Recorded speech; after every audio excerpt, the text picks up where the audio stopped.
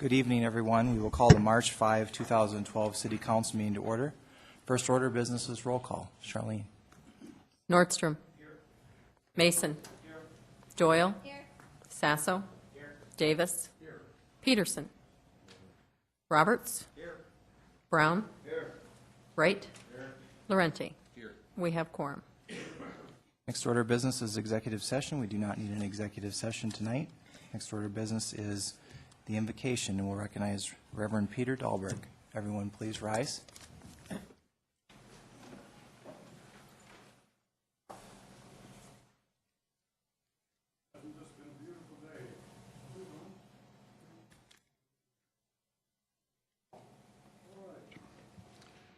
We don't need to go to California or Hawaii or anywhere else. Just stay right here. We have it. It's a real privilege to be here tonight. And last night I watched on public TV South Dakota from the air. I don't know how many of you saw it, but it's just a beautiful, beautiful rendition of our state. And of course, we live in the best area of all, and how grateful we can be. So let's bow together as we pray tonight. Heavenly Father, we come with grateful hearts into your presence. We acknowledge your power, your love, your mercy and grace. We give thanks for the privilege of living in America, the land of the free, the home of the brave. We're grateful for our motto that still states, "In God we trust." We remember that founders of our country said that our liberties are a gift of God, and truly they are. We pause to remember all those who have bled and died to preserve our freedoms. Help us to hold them dear. We lift our hearts in praise and thankfulness to you, O Lord, who created the heavens and the earth and cares for all those who place their trust in you and in your word. Today we acknowledge our need for divine wisdom and guidance in all that we do. We recognize our human frailty and ask for divine help. Bless our mayor, our members of the city council. Grant to them the wisdom that comes from above, that wisdom that is described as being pure, peace-loving, considerate, submissive, full of mercy and good fruit, impartial and sincere. May much good be accomplished during this session that will be of benefit to our entire community, and help us to work together for the good of all. This we pray in the name of the one who loved us and gave his life that we might have eternal life. Amen. I pledge allegiance to the States of America, and to the republic for which it stands, one nation, indivisible, with liberty.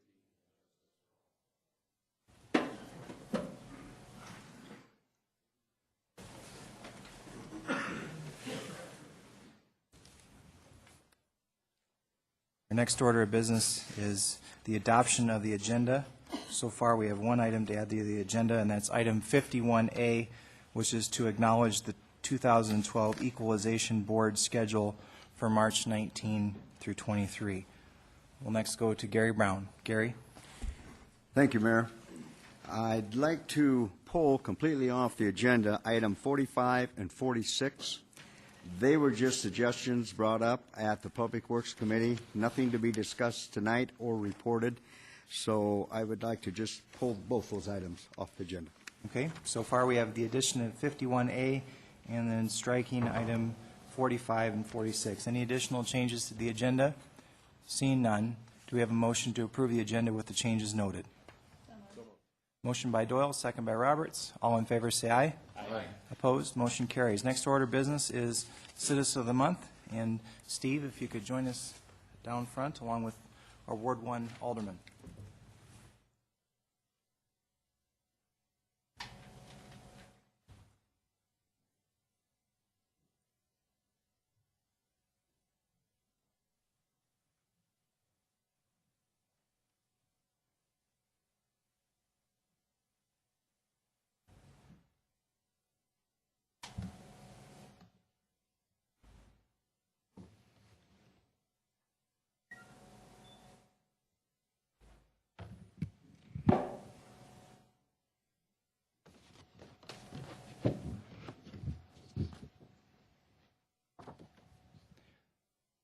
March 2012 Citizen of the Month is an individual whose second career has been public service to our community.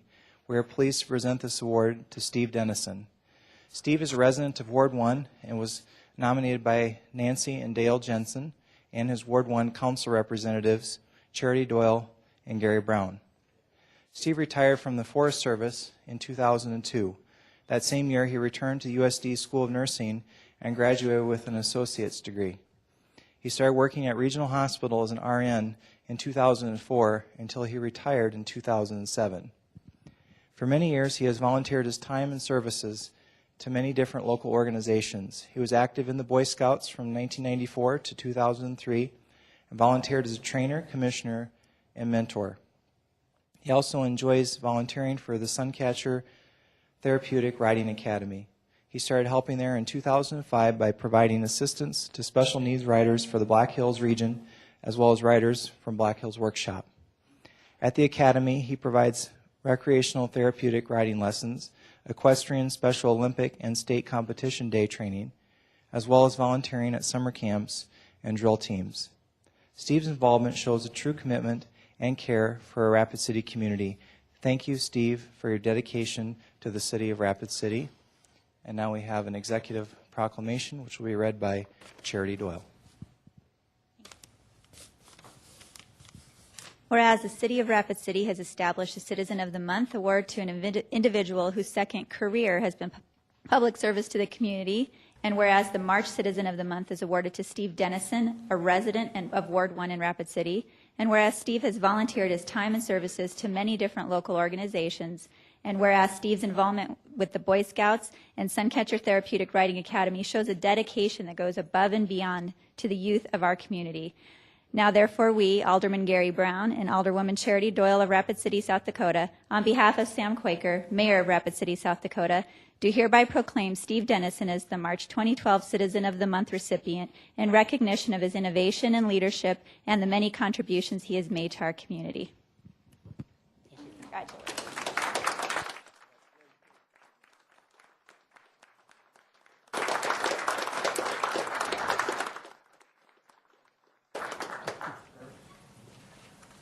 I would like to thank my good friends and neighbors, the Jensens, for nominating me. And it's one of the joys of my life is to volunteer for Suncatcher. It's a very worthwhile program. Thank you.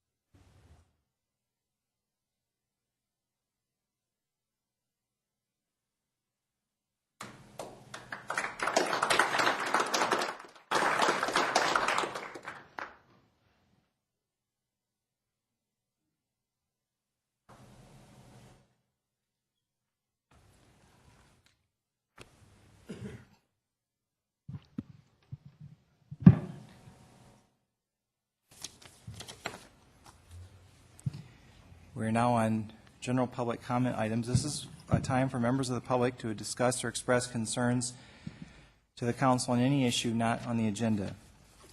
Action will not be taken at the meeting on any issue not on the agenda, except by placement on the agenda by unanimous vote of council members present. We do not have any general public comments.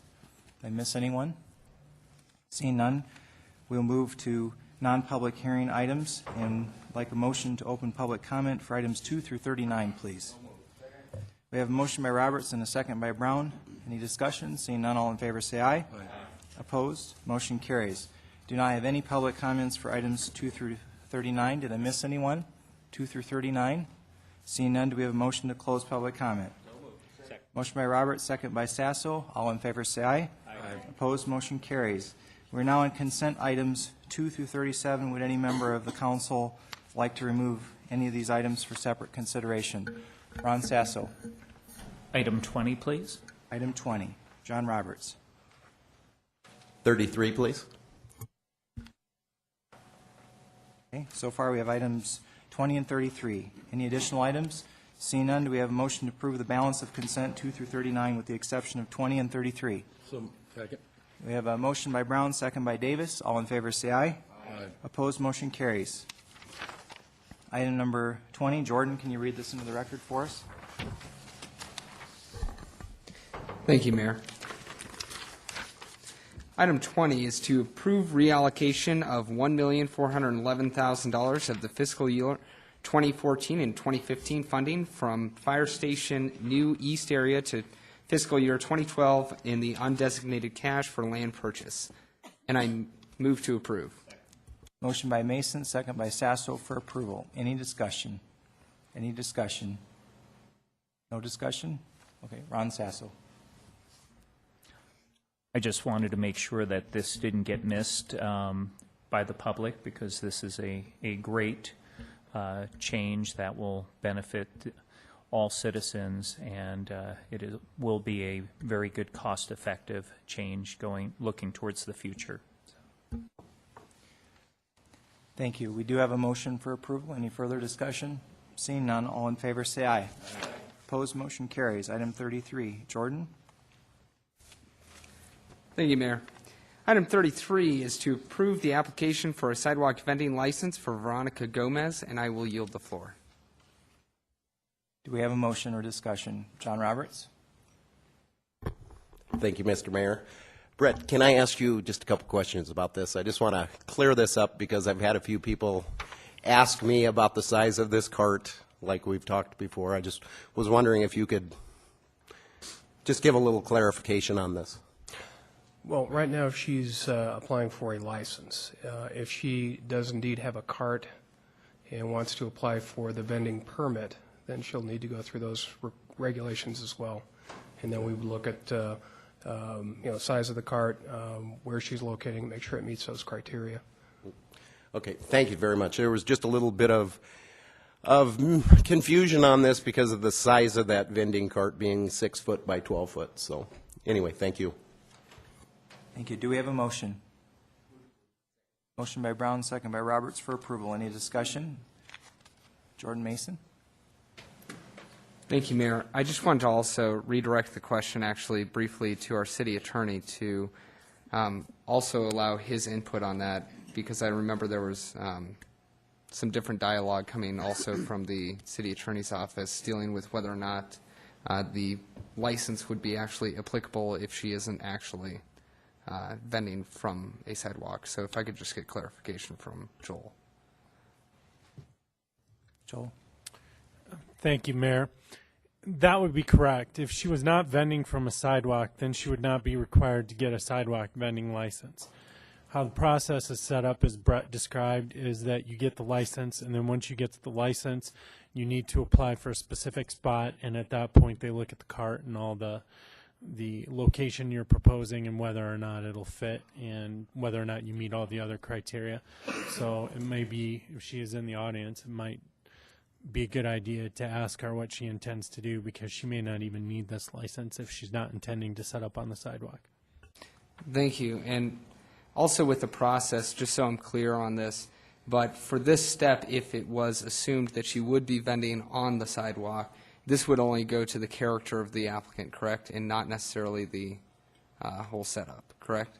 That is correct. If at the time she came in, the cart was too large to fit on the sidewalk, was not appropriate, and did not meet the other requirements, then she still would not be able to vend from the sidewalk, even though she had a license to do so. Thank you. I guess with some of that in mind, and given that the current application is, has not specified the specific location on whether or not she's going to be vending from on the sidewalk, and with the dimensions of that, I'm assuming she's not. I guess I would kind of yield to some of my colleagues to consider that information. Thank you. Further discussion? We do have a motion for approval of item number 33. All in favor, say aye. Opposed? Motion carries with 1 no from Jerry Wright. Okay. And we'll go to our continued consent items, items 38 and 39. Would anyone like to remove either of these items? If not, can we have a motion to approve, to continue both until March 19? Motion by Roberts, second by Brown, to continue both items till March 19. Any discussion? Seeing none, all in favor say aye. Aye. Opposed, motion carries. We are now at the end of continued consent items, and we are on non-consent items, items 40 through 51A. We have a motion to open public comment on 40 through 51A. We have a motion by Brown, second by Doyle, to open public comment. All in favor say aye. Aye. Opposed, motion carries. Public comment period is now open. We have several speaker request forms. We'll first go to Pete Wernicke on items 50 and 51.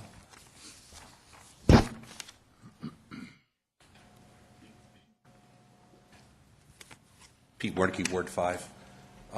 We've come a long way in about 7 months with these term lengths. And you're all discussing whether to either overturn or uphold veto tonight.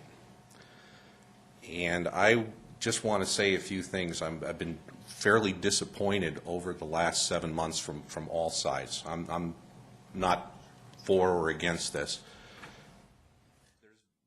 Has been a lack of factual information other than, to the public. Amongst yourselves, you've had many discussions.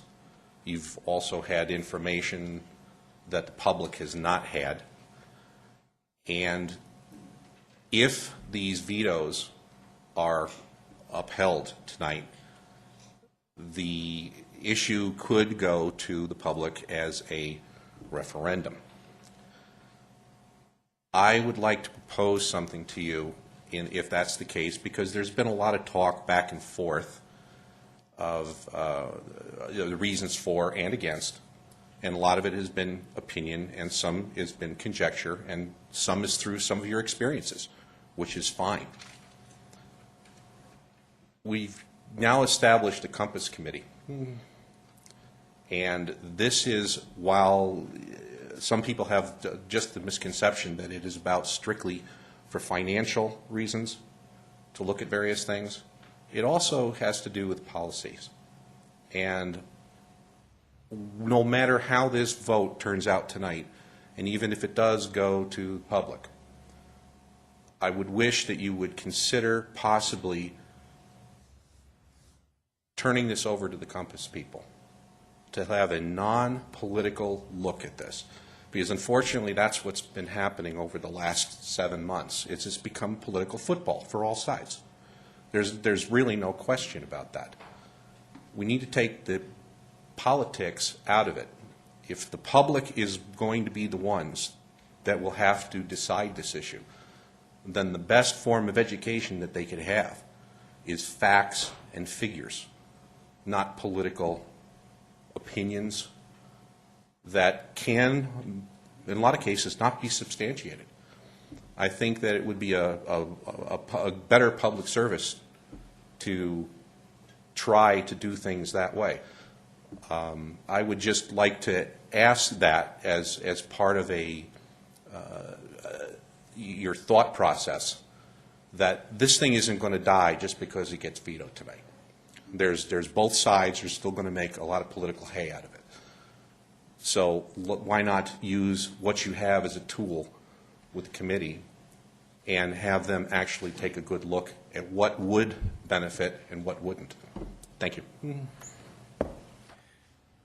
Thank you. And next we'll go to Ed Randazzo. Mr. Randazzo on item 50 and 51.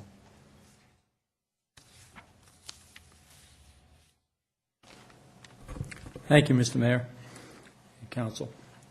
My name is Ed Randazzo. I'm a resident of Ward 2. I rise this evening to personally thank Alderman Ron Sasso, John Roberts, Jordan Mason, and Alderman Steve Laurenti from my ward for their vote opposing the council's attempt to lengthen the terms of service of the mayor and council. While the question of the extension of the term lengths is a worthy one, it is a question for the citizens to render their decision on. Public servants, in my opinion, should not assume the authority to decide the terms of their service to the city. I reserve a special vote of support and thanks to Mayor Quaker for his continued service and willingness to stand for the wishes of the people of Rapid City. I hope that all of you aldermen will remain in opposition to the extension of the term limits of the council. Thank you. And next we'll go to Kurt Pokart. Items 50 and 51. Thank you, Mr. Mayor, members of the council. Good evening. About 2 weeks ago, I was here and addressed you concerning this very same issue before you voted to extend the length of terms. And you recall probably that I referred to the rules of high school debate, in which the affirmative side is required to indict the status quo. I was suggesting then and would suggest now that the affirmative side has not established definitively that there is a problem that needs to be solved by these proposed ordinances. If there is that problem, we have a process for resolving a problem like that. It's a process that was used just last year by people who identified a concern in our town with outdoor advertising, billboards, proliferation of signs. They circulated the petitions, they put the issue on the ballot, and I'll suggest to you that if that's done concerning this issue, the voters will decide it once and for all. It won't be overturned by East River-dominated legislature. That's what we have elections for. Clearly, there's a division of opinion on this issue. We can disagree as to which side is predominant in our town. Elections will determine that, not a committee that's appointed by whomever, not the Compass Committee, not somebody else. This is an issue that's worthy of submitting it to the voters. And if the people determine that it is a problem, sign their name, put it on the ballot. It's only 2,100 signatures, and I think you can probably put just darn near anything on the ballot if you're really willing to work at doing it. That's the mechanism that we have for deciding issues like this, and I would commend the mayor for doing what I consider to be the right thing and vetoing this. Clearly, there's a split among the council people, and I would suggest that the proper course is to take it to the ballot if indeed the people supporting the extension of terms deem it that important. Thank you for the opportunity to speak. Next we'll go to Tanchi Weaver. Tanchi. Items 50 and 51.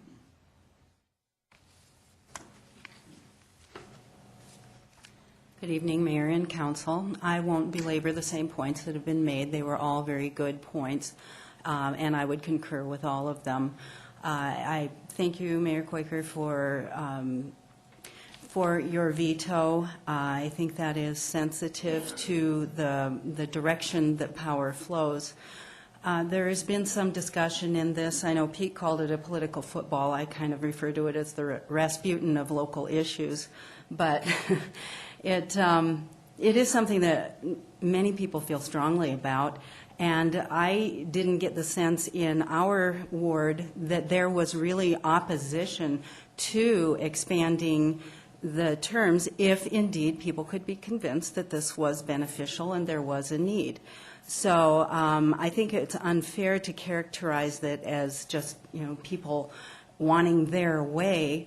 I think that there was quite a bit of openness in the proposals. But I know that there's been some discussion about what is leadership, and the fact that you folks, we do vest power in you. But I would propose that true leadership is not just the exercise of power, but the restraint thereof. Sometimes true leadership is not exercising power just because you have it. Thank you very much. Next, we'll go to Jim Shaw. Items 50 and 51.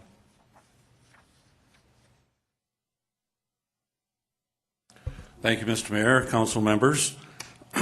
I come to speak on the opposite side of the discussion that's just occurred. Let me preface it by saying when I became mayor, which is now eons ago, it seems like a long time ago, since there's no handbook on how to be mayor, I decided I'd visit some other cities to get some experience from elected people there. And I went to Sioux Falls and met with then Mayor Gary Hansen. They had not very long before that gone through a similar debate in Sioux Falls, although they made it a much bigger and broader issue. They changed forms of government. They went from the commissioner form to mayor-council form. But in doing that, they also extended the length of terms for the people who would eventually sit on the council. And now it had been a few years later, 3, 4 years, whatever. And I asked what the apparent benefit would be, since obviously we were on 2-year terms, they were on 4-year terms. And they said not only the things that are discussed, and that is once people get trained and up to speed on how to do their job, they can be there for a while. But more importantly, they said there was an unexpected benefit, and that is the quality and caliber of candidates they got.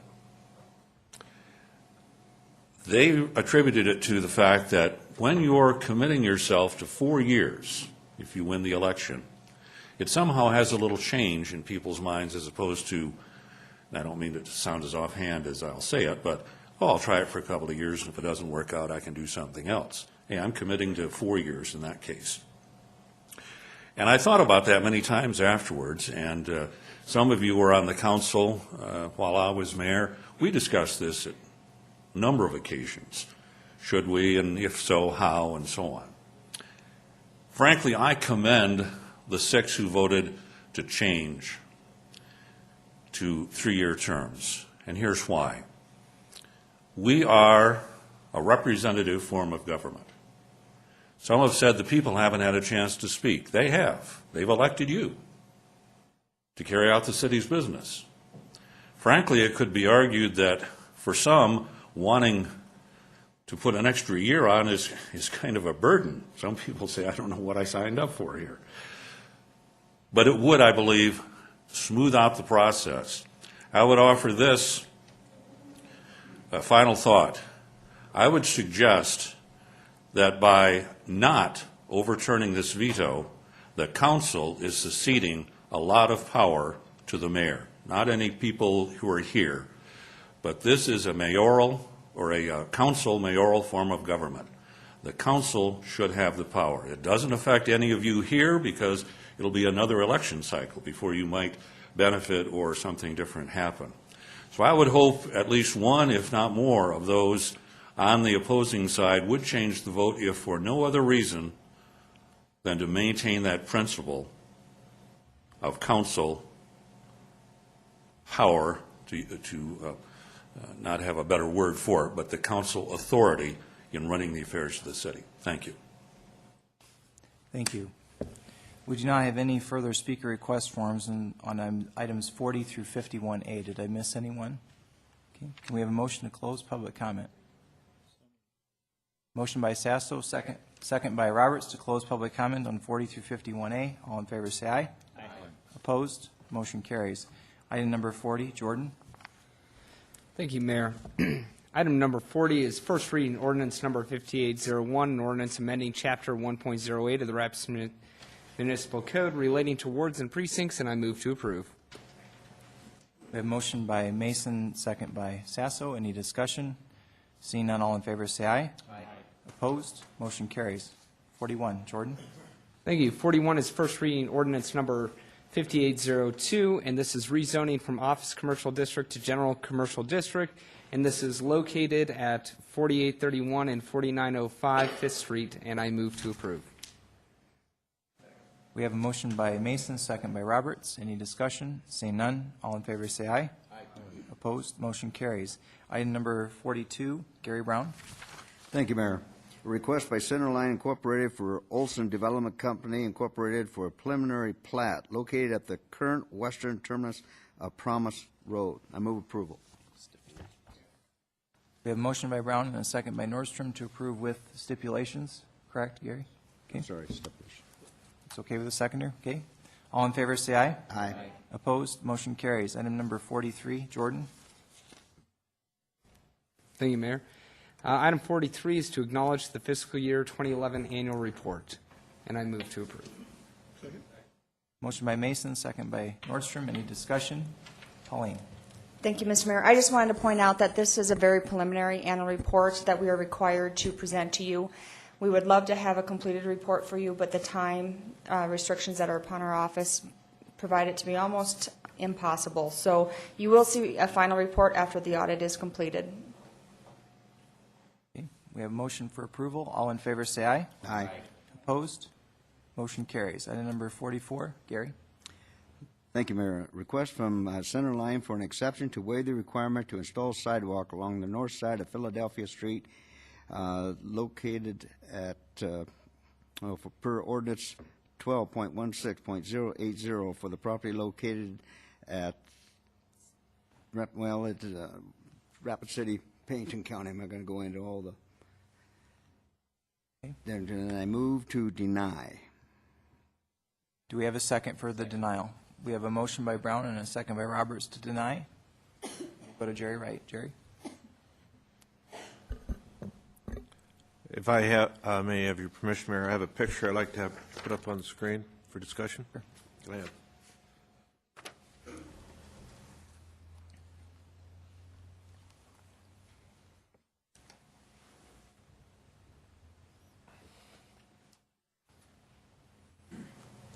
Thank you, Pauline.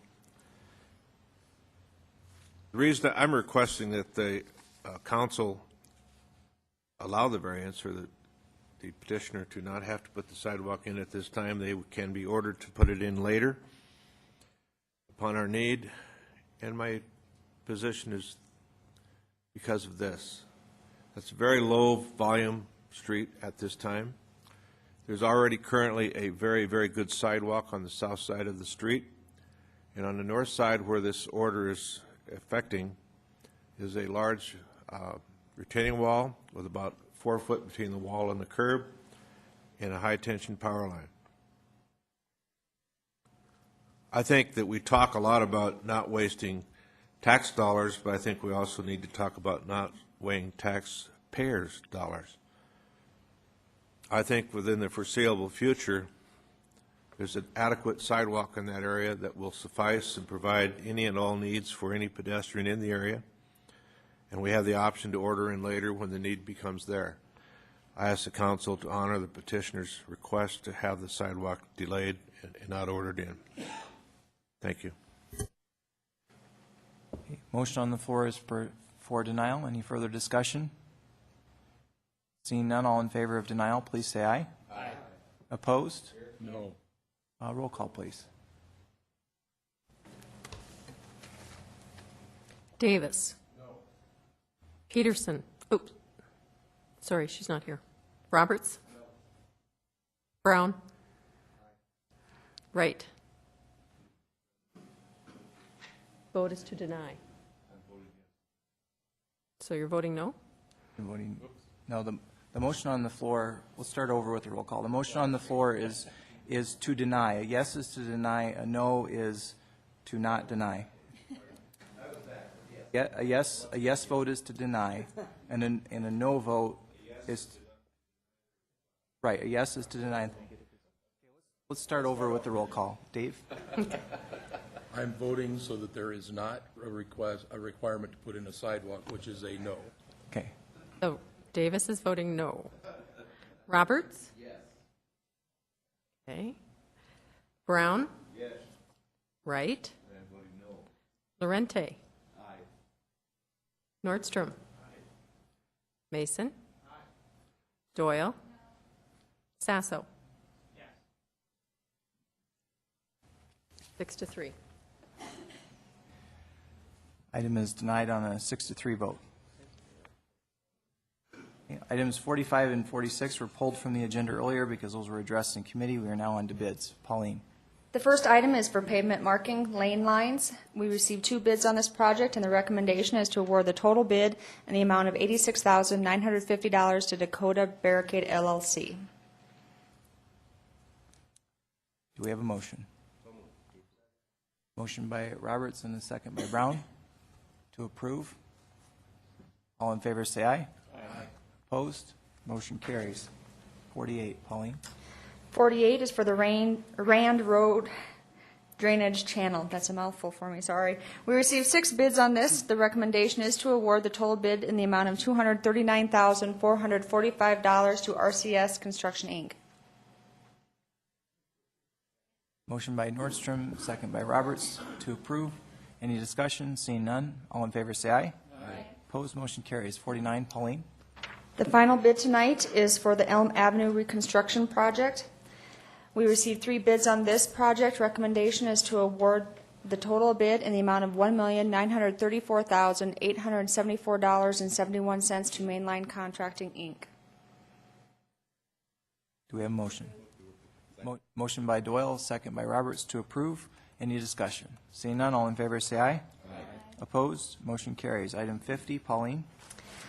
Item 50 is the presentation of the mayor's written objection to ordinance number 5767, an ordinance to modify the length of term of the mayor by amending section 2.12.020 of the Rapid City Municipal Code, and then you need to consider the mayor's veto. I did receive this notice within the 10-day time period required by law.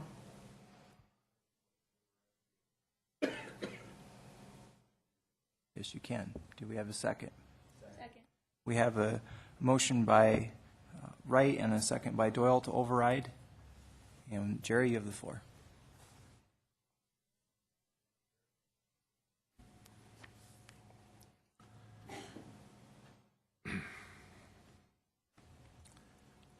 I think the chaplain said to ask for guidance from above, and I did before I wrote this, so here we go.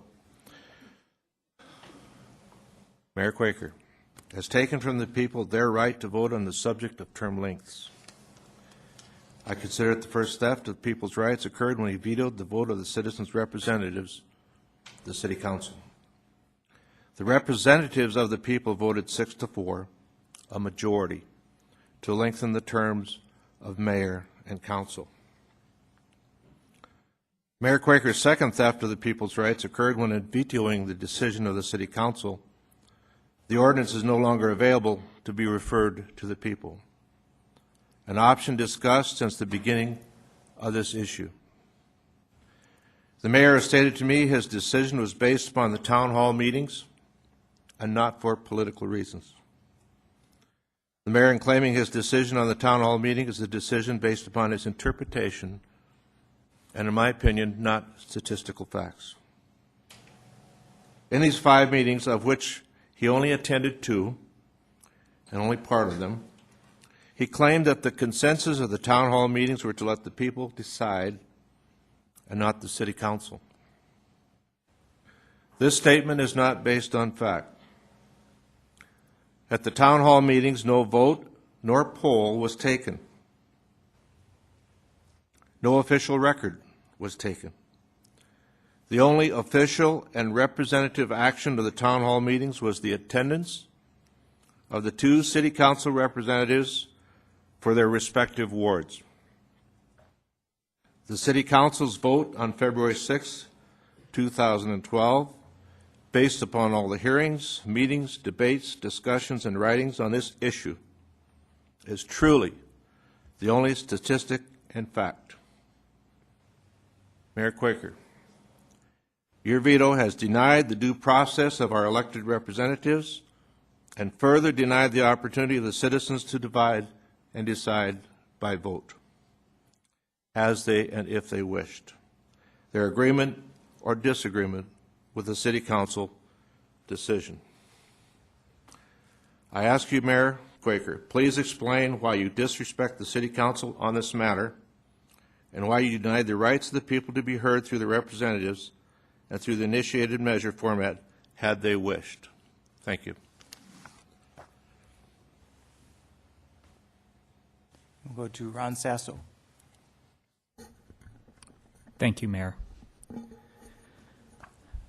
First, I want to point out that at least in Ward 5's town hall meeting, we did hold a vote on various options that Alderperson Bonnie and myself. So we did collect more information. It was a limited amount of people.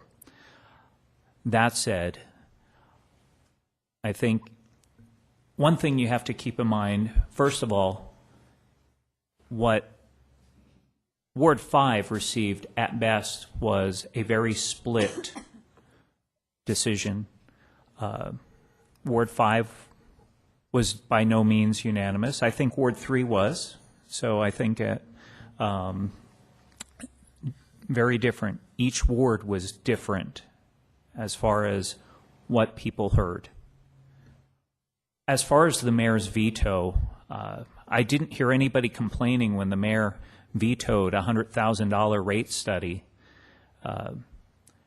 This is part of how our government works. If we have 7 votes, we can override a veto. I believe the mayor has used this judiciously. I know we do not all agree on that, and that's okay. I think the discussion has been very beneficial. I believe that all of us have learned a little more about the issue, and it would be great to see this pop up on the ballot as an initiated measure. I think that makes sense. And I will not let's see, I've got to get this double negative thing correctly. I will not be supporting the override of the veto. Thank you. I'm going to go to Charity Doyle. Charity? Thank you, Mr. Mayor. First of all, to clarify on that $100,000 veto, that was actually a team effort, wasn't it, Sam? He came to us and asked if we could get behind that. Turns out there was some information we didn't have at the time of the vote. We got together and said, yeah, in light of this new information, let's do that. And I think even if you go back and read the original veto, there were 5 or 6 of us that he said, because of the feeling of this many of the council, I've decided to veto that. So a little bit different circumstance. But back to the issue at hand. 7 months. That's how long we've been deliberating this issue. And that's not just our time. That's 7 months of staff time as well, paid for by you, paid for by taxpayers. We had an opportunity to take the power vested into this representative body by the state of South Dakota, a power, an authority, and a duty that we all agreed to by taking this office. And we had the opportunity to make some improvements to a system most of us agree is in need of help. Rapid City has a terrible reputation in other communities, and our inconsistencies, our political posturing, our infighting, and our lack of continuity are a major deterrent for businesses looking to relocate. And if we cannot change the business environment here in Rapid City, then we can never change the fact that 11,000 people in our city live in poverty. It's all connected. No one up here wanted to see term lengths for the sake of longer term lengths. Rather, we wanted to see improved efficiencies across the board, from our productivity as a council to the productivity of staff to increased level of service to the citizens of this city. And keep in mind that of the people that have rebutted the fact that we voted on this, no one's rebutted these facts. None of them have taken us to task on these. They want to see the improved efficiencies too. That's the challenge, not one.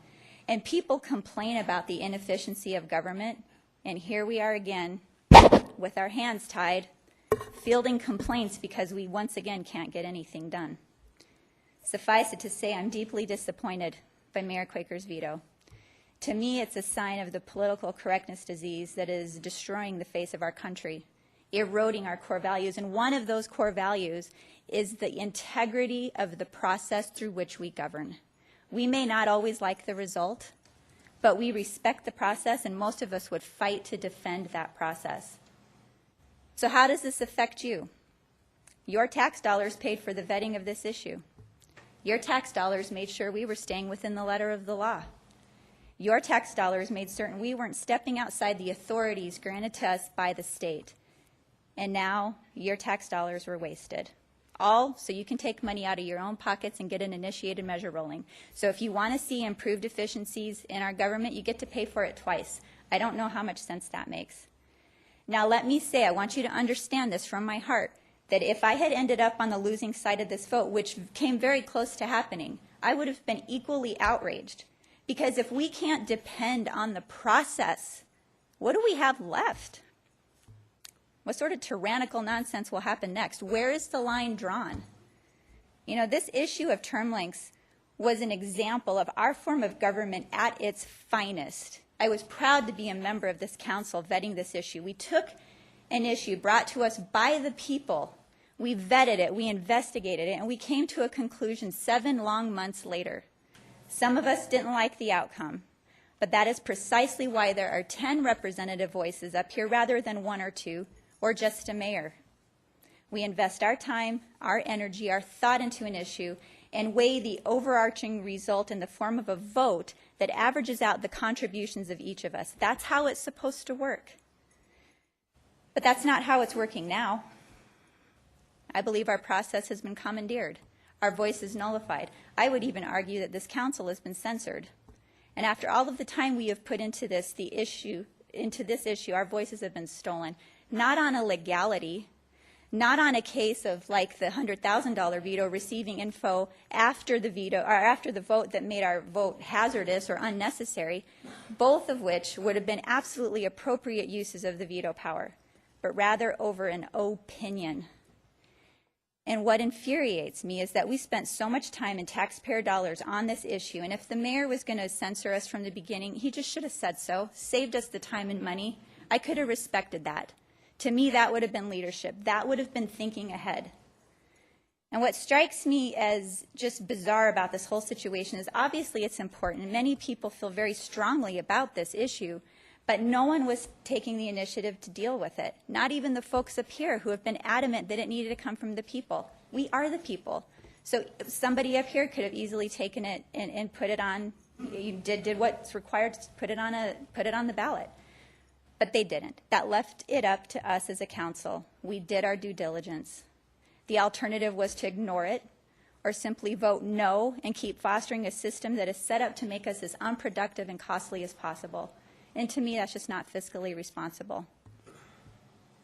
I guess if our efforts are going to be nullified, then I don't know what the point is in being here. I mean, just let the mayor do everything, policymaker and executor, and let's see how well Rapid City will fare. So what I'm asking you, my colleagues, people, can you separate the result from the process? Can you overturn this veto as a statement to protect the integrity of the process? The process that we all spent 7 months investing in to do what we believed was the right thing. And I sure hope so, because as soon as we degrade the process by which we govern, by which we make policy, then what are we? Where does that leave us? And how is that moving us forward as a city, as was promised in the previous election? I yield. Go to Jordan Mason. Jordan? Thank you, Mayor. I also wanted to speak on this as I think it's fair to say there's been a lot of heated discussion. There's a lot of strong opinions on either side. And I've been asked of the opposing side to take a look at the process,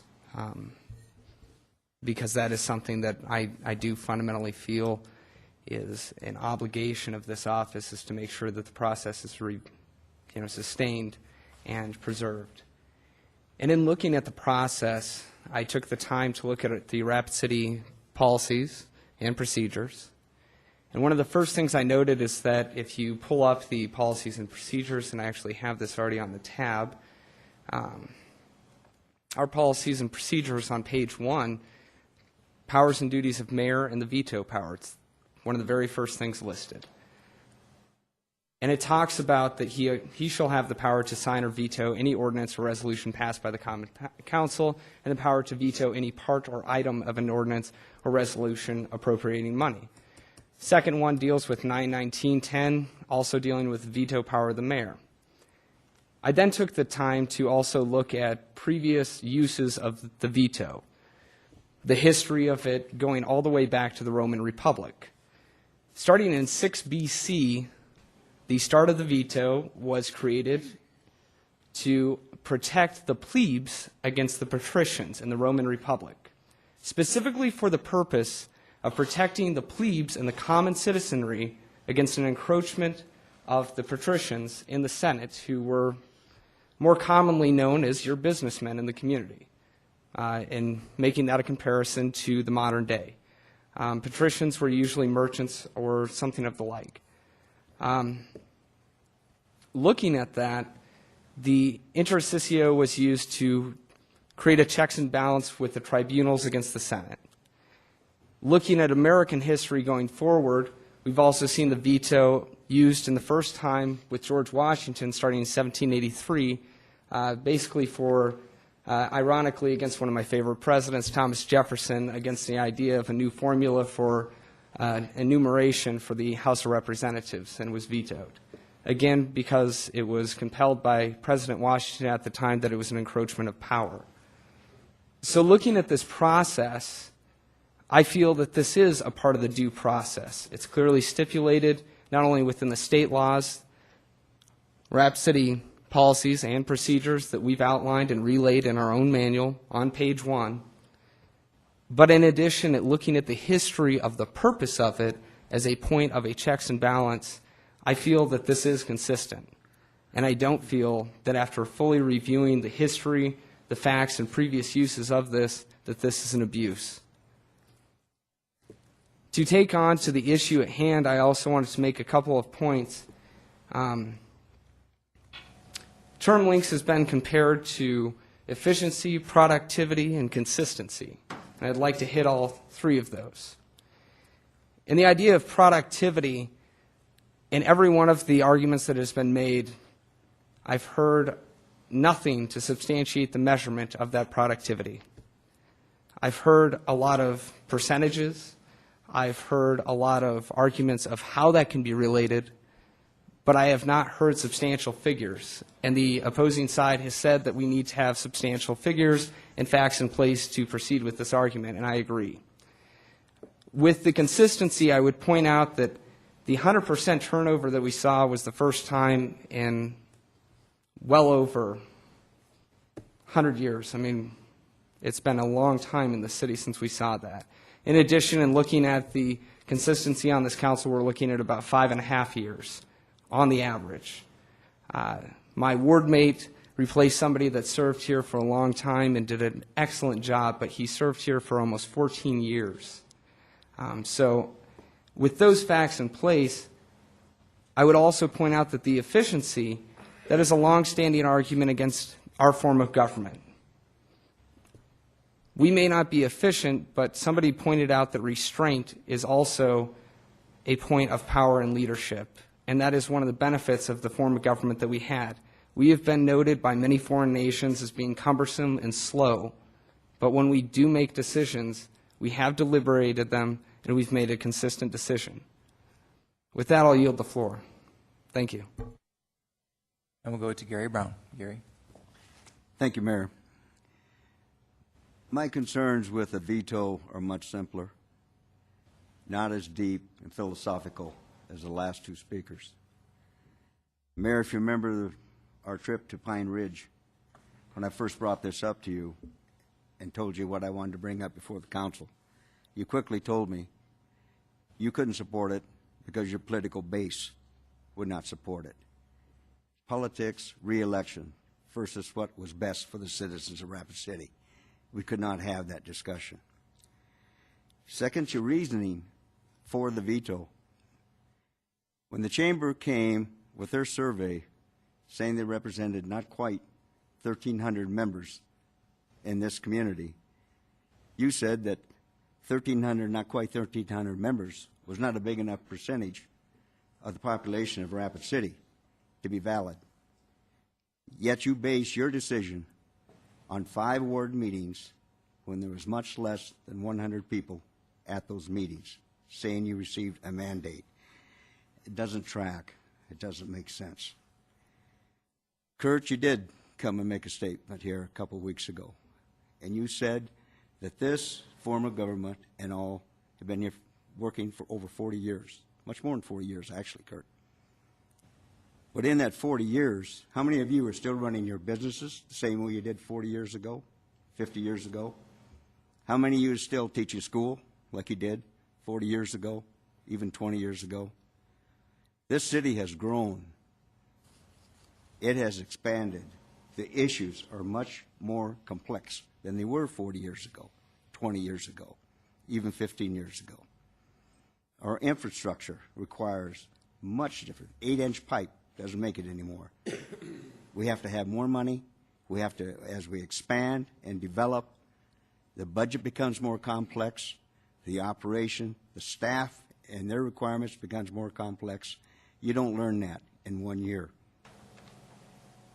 You struggle to get a consensus up here of just getting along in 1 year, much less trying to be effective going into your second year when you're facing a re-election.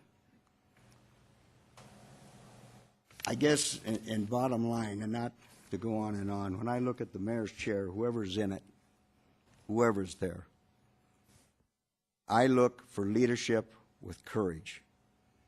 And in my opinion, this veto did not have either one of those. Thank you, Mayor.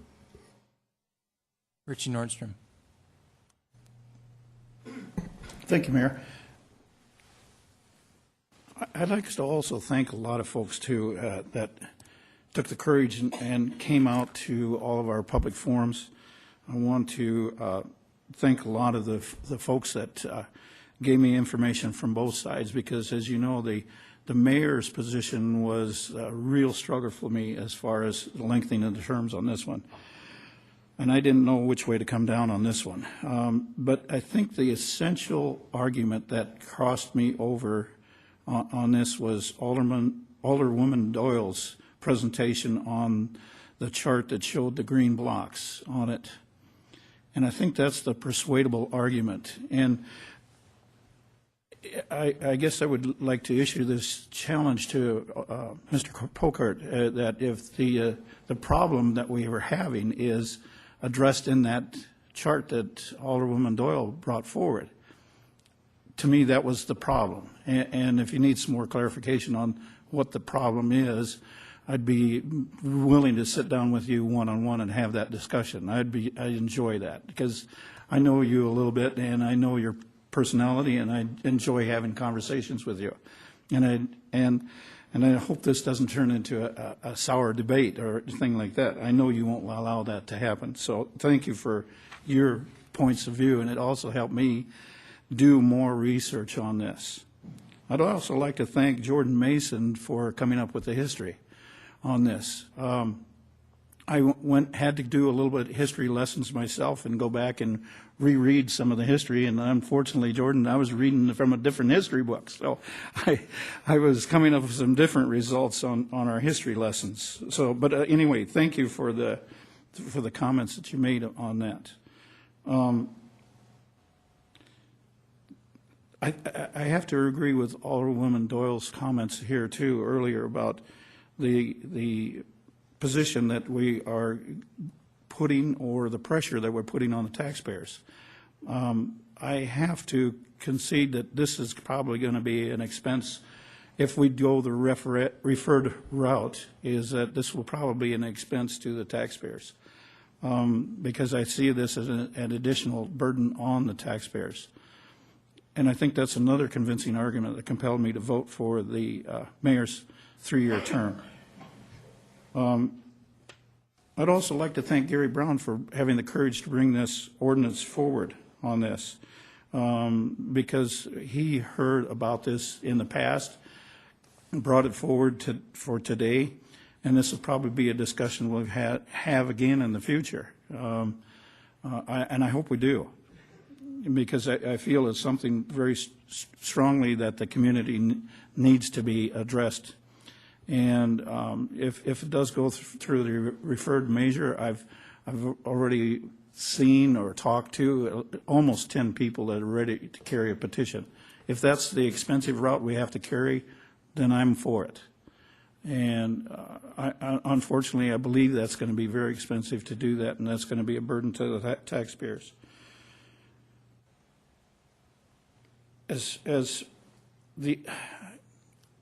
There is another circumstance that I needed to, and I hesitate saying this, but I just have to get it off my chest, is that it really bothered me in some of the other conversations, especially the hallway conversations. And this is probably another reason why I voted for the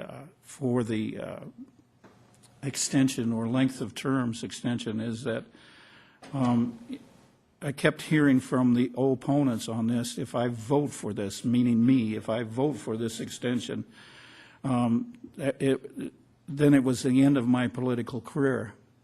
And I took that as a challenge to me as a political threat, and I don't take kindly to things like that. And I believe that's another reason why. And unfortunately, that's a control issue. And but I just have to get it off my chest. I just felt that it was inappropriate comments made to me about if I voted for this length of extension. Because I haven't even made up my mind whether I'm going to run the next time around yet. There's so many things happening in a personal life that I need to make some more other decisions about. And I just don't even know yet. So, but anyway, thank you, Mayor. I'll yield the floor.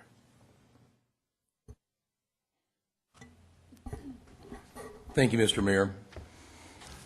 And thank you to the speakers tonight that have brought both sides forward. We've heard them all many times. But to touch on a couple of them that seem to ring through over and over, there has been months and months and months of misinformation. And it's hard to believe that we can gather together as many times as we have and continue to have misinformation. But it seems as though we do. From the very beginning, one of the reasons, although I'm very much a fan of an initiated measure, and I think that the fact that we have that in our government as a source of the citizenry bringing forth action when our elected representatives won't is fabulous. It does require that the representatives won't. It's when the representative form of government refuses to act. This representative form of government acted. And for the people to speak, the reaction is also built in, and that is to bring forth a referendum to allow the people's voice to be heard. The problem with an initiated measure, in my opinion, and there's a lot of them tonight, is that on a single item issue, it's great because it's an up or down type of vote. And it makes all the sense in the world if we're simply saying we're in favor or against an item, like the one that was so heated last year here in town. But this wasn't a single item, and that was part of the problem that I had with it, looking at it as an initiated measure from the very beginning last year. Was it 2 years, 4 years, 3 years, 12 years?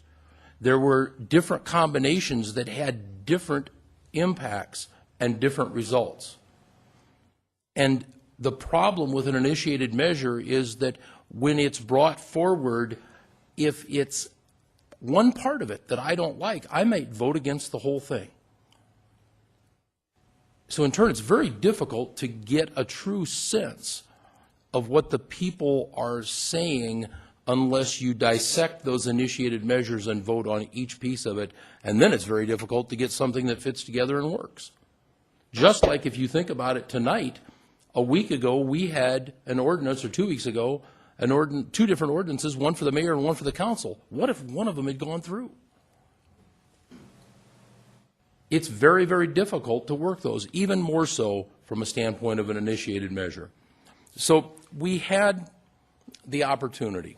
We had the opportunity to walk through it. We took 7 months. We listened. We had town hall meetings. We had surveys. We vetted it. Along that way, we kept hearing people say, we need to hear the voice of the people, and if the people want to speak, they'll bring it up in an initiated measure. And to those folks, I really have to ask the question in two different ways. Number one, why did we take away their opportunity to speak? Because we did. The referendum was available to them. If they didn't like the 3-year mayor, 3-year council, the referendum was available to them right away, and they could have told us. But that's no longer available. We took away the voice of the people because the veto was a decision of one person and their opinion of what the people were saying. We didn't get the voice of all the people. The majority of the council voted to go one way as representatives. And we heard a different voice from the mayor. I have a lot of concern about that.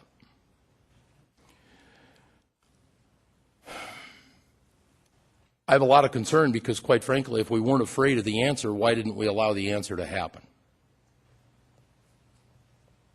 If we weren't afraid of the vote, why didn't we let the referendum take place and find out just where the people really did stand? Because they would have told us, yes, we were ready to go 3 years, or no, we weren't. And with that being said, I just want to say something to the people in Ward 3, because we've heard a lot of things said about how things went down in one ward or a different ward. I was only at one of the town hall meetings, and I can address how it happened for Jerry and I. And I think I can speak for both of us in saying that we heard your message loud and clear, and we tried our best to represent you by voting to extend the mayor and council term lengths to 3 years. Obviously, the mayor feels that he is speaking for the people by vetoing the 6-4 majority vote of the council. I'm not sure of his motivation, but I do know that we have a strong city government with great employees who will weather whatever storm is presented to them. Unfortunately, I also know that by leaving well enough alone, we still only have half of the council eligible without giving up their council seat to run against the mayor every 2 years. This was and will continue to be my focus on why our term lengths need to change. For me, this was never about lengthening the term of office. It's always been about correcting a problem. And Kurt, you brought it up again tonight. There is a problem, and I've identified it many, many times. Half of this council has to give up their seat. It simply isn't fair to the people of Rapid City to require half of the council, after spending the time serving the people, educating themselves, preparing for the challenge, and finally committing to run for mayor, to give up their council position. This is like requiring the number 2 student in medical school to drop out. It's just a gross waste of talent and an injustice to the public. After serving in my council role for a very short time, I can assure you there are far more hours that these folks up here have invested in their job than most people can imagine. Most elected city officials aren't doing themselves any favors financially. The compliments are too few and far between, and believe me, the slightest of jabs still hurt, even from the chronic bloggers. It takes a unique person with a very special family and work situation to continue down the path towards the mayor's seat. To arbitrarily eliminate half of those who show the early signs of commitment is indicative that there is something broken. We had a direct and legal approach to a solution. The mayor took an equally direct and legal approach to stop it. I appreciate that and respect it. I hope and pray that his intentions are equally as pure. I yield. Steve Laurenti. Well, ladies and gentlemen, as you all know, we've been talking about this issue for a long time, unfortunately, because the reality is we've had, as a council, had to debate this issue for so long because there was a fear of giving this to the people. Because the people would have chosen a long time ago if they had saw that our process and our government and the 2-year terms that we have were broken, they would have done it a long, long time ago. But the people don't see this process as broken. And I'll be honest with you, the voice of the people has been preserved by this veto. To speak as one person who has been in the minority on quite a few votes in my short career here, I can tell you that it takes great perseverance and belief in your principles to stand up for something even if you're in the minority. And I must tell you that is a reflection of leadership. And so I commend the mayor for doing such a thing. And I must ask one other two-part question. I'm going to practice some brevity here, which is something I need to get better at. But the question I want to ask, the two-part question I want to ask is, what is a better representation of the people's voice? Is it the veto that allows the people now, if they so choose, to come forward and do it as an initiated measure? I think that reflects the preservation of the people's voice. Or is it a better reflection of the preservation of the people's voice that elected officials should vote to lengthen their own terms, which at a minimum is self-serving? That is the question. Thank you. John Roberts. Thank you, Mr. Mayor. I don't agree with a lot that's been said up here tonight, but I do agree with Steve Laurenti. Thank you for saying that, Steve. And I do agree that our mayor showed a tremendous amount of courage by overriding a 6-4 vote. And I have spent a tremendous amount of time talking to people in my ward and in other wards about what they thought of us doing it by ordinance, or should it be done by initiative measure. And of the people that I've talked to, the majority of them have said, we don't want you to do it by ordinance. We want to have our voice if this is going to change. And, you know, there has been a lot of people that say, yeah, 3 years would be better. You know, 3 years would probably be better. But we don't want you taking away our right to vote on it. So I have to commend the mayor for showing extreme courage here. And not only because of I'm on the same side, but because I believe that he did the right thing. And sometimes you can do something that's legal. You know, the state says we can do it by ordinance. But should we? That's my question. That was my question all along. Should we do this by ordinance? And I say no. So thank you very much. Jerry Wright.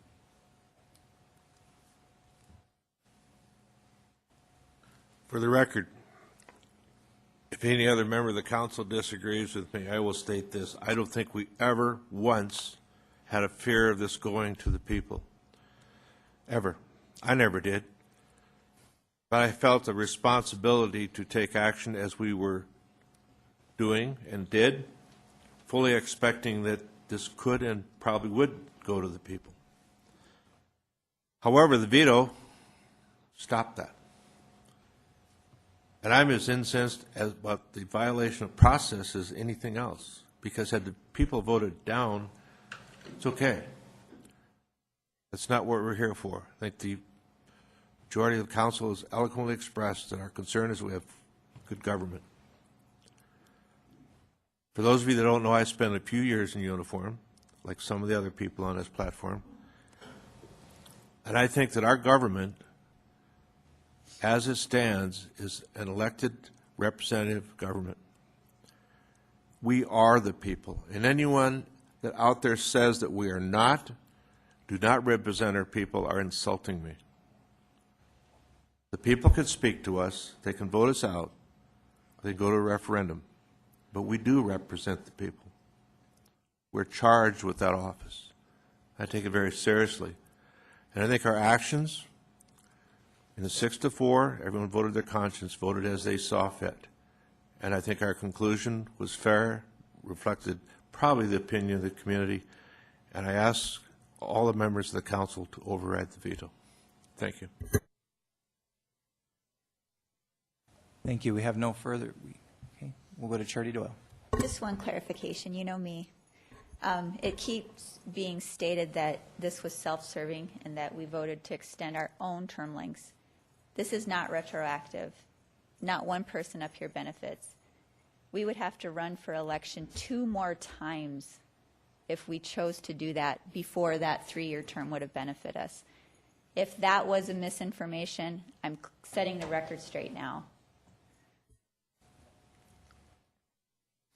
We have no further lights. The motion on the floor is to override the veto. A yes vote is to override the veto and implement the ordinance for longer terms for mayor. Any further discussion? All in favor of the veto override, please say aye. Aye. Opposed? No. Roll call, please. Roberts. No. Brown. Aye. Wright. Aye. Lorente. No. Nordstrom. Aye. Mason. No. Doyle. Sasso. No. Davis. 5-4. Joel. It requires a 2/3 majority vote to override the veto. So action to override the veto fails. Item 51, Pauline. Thank you, Mr. Mayor. This is the veto by the mayor of the ordinance number 5768, an ordinance to establish the qualifications and term of office for aldermen by adding section 2.08.005 to the Rapid City Municipal Code, and for you to consider the mayor's veto. Again, I did receive the veto within the 10-day time period required by law. Do we have a motion?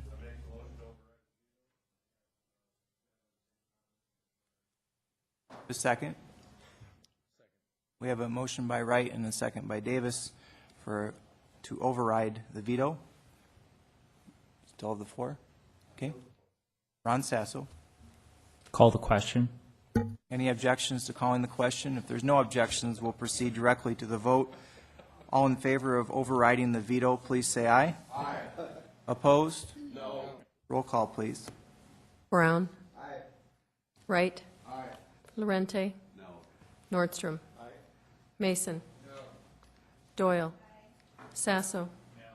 Davis. Roberts. 5-4. Item 51A, Pauline.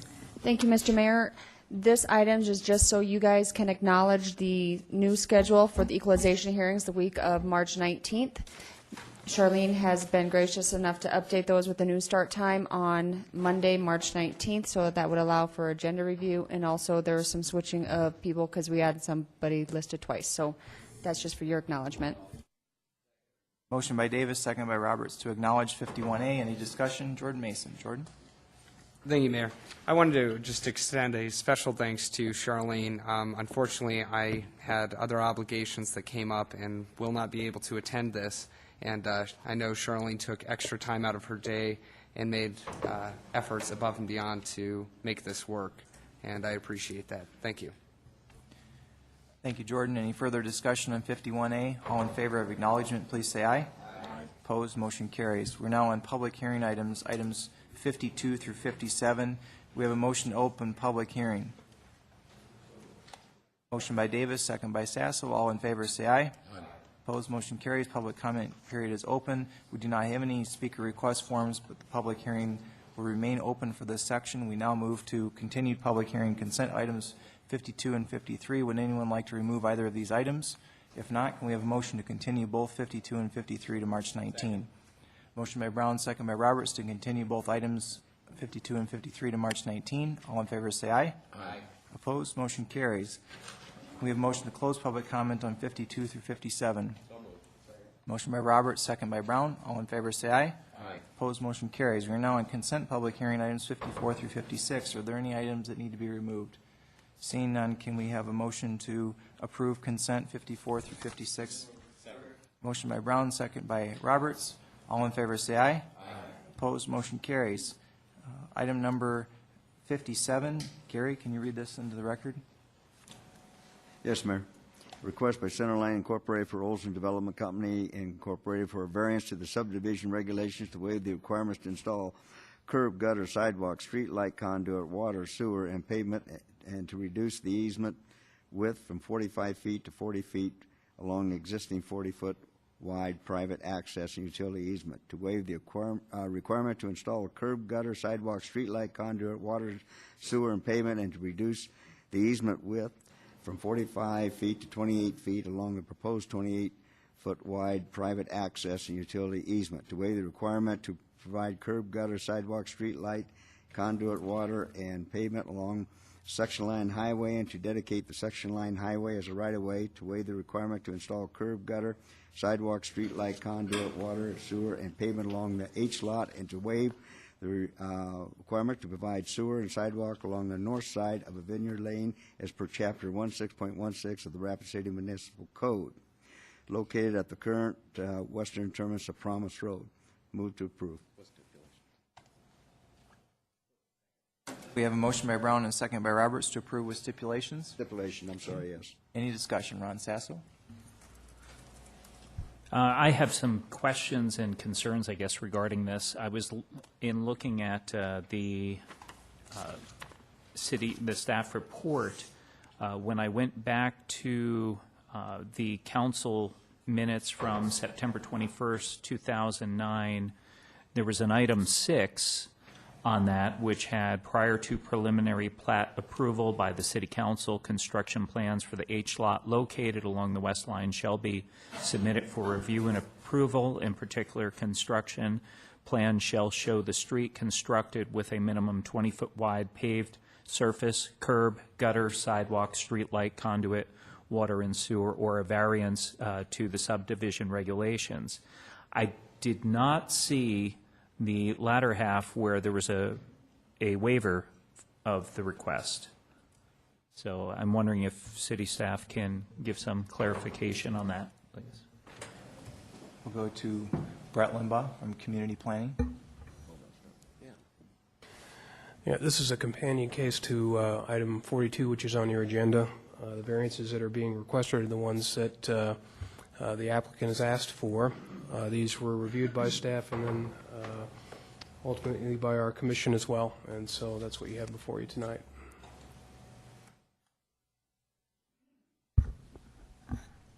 Any further discussion? We'll go to Charity Doyle. Charity? Thank you, Mr. Mayor. Question for Brett, if I may. Mr. Limbaugh, I'm curious, why are there so many variances for this subdivision? This one happens to be a very large lot development where staff and planning commission felt that the installation of street improvements, in particular curb, gutter, and sidewalk, were not appropriate in this location. Yet or ever? In this case, they have passed stipulations on this individual report, but it's our opinion that they're not required now. Okay, and you're comfortable with this? I rely on my staff to make those judgments, and I think that they're doing a fine job, so yes, I do. I support them. I would agree with you. Thank you. Any further discussion? The motion is for approval with stipulations. All in favor, please say aye. Aye. Opposed? No. Motion carries with 1 no from Ron Sasso. Bill list, Pauline? Thank you, Mr. Mayor. We do have one addition to the bill list tonight to Heavy Constructors, Inc. for the final change order on Silver Street area for $1,110.94. That brings our total bill list to $4,023,941.31. Do we have a motion? We have a motion by Davis and a second by Roberts. All in favor say aye. Aye. Opposed? Motion carries. I'm sorry, you wanted to speak on the bill list. No? Okay. We have a motion to adjourn. Second. Okay, we have a motion and a second to adjourn. All in favor say aye. Aye. Opposed? Motion carries. We're adjourned. Thank you, everyone. That's what I for.